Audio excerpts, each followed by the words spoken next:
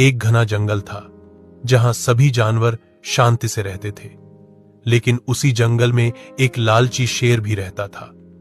वह रोज एक जानवर को पकड़कर खा जाता था। सारे जानवर डर में जीने लगे। एक दिन सभी जानवरों ने मिलकर शेर से कहा, महाराज, कृपया रोज शिकार पर न जाएं। हम हर दिन खुद एक जानवर भेज देंगे।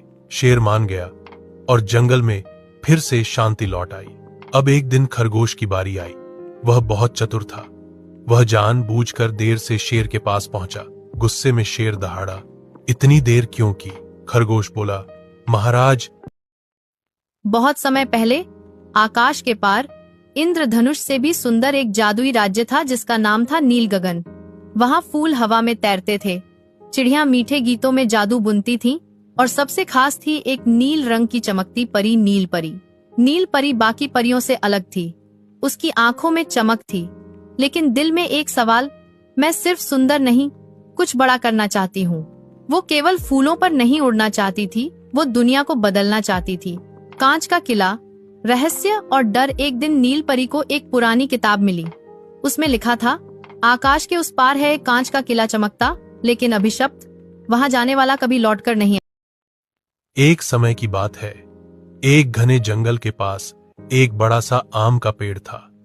उस पेड़ पर एक चतुर बंदर रहता था। पेड़ पर ढेर सारे मीठे और रसीले आम लगते थे, जिनका स्वाद बहुत ही लाजवाब था। बंदर रोज आम खाता, झूले झूलता और खुश रहता। पास ही एक नदी बहती थी जिसमें एक मगरमच्छ रहता था। एक दिन मगरमच्छ ने बंदर से कहा, भाई बंदर, क्या तुम मुझे एक आम दोगे? बंदर मुस्कुराया और बोला, क्यों नहीं, तुम तो मेरे दोस्त हो। लो, ये मीठा आम खाओ। मगरमच्छ ने आम खाया और बहुत खुश हुआ।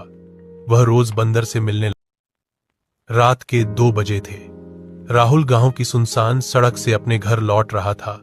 आसमान में बादल थे और दूर कहीं बिजली चमक रही थी। तभी उसे पास के पुराने कुएं से किसी के रोने की आवाज आई। डरते डरते वह कुएं के पास गया।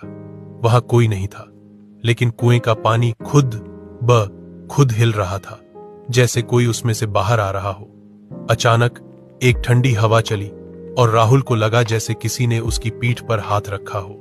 वह मुड़ा। पीछे एक सफेद साड़ी में औरत खड़ी थी, जिसके चेहरे पर आंखें नहीं थी, बस काले गड्ढे थे। राहुल चीखना चाहता था, पर आवाज ही नहीं निकली।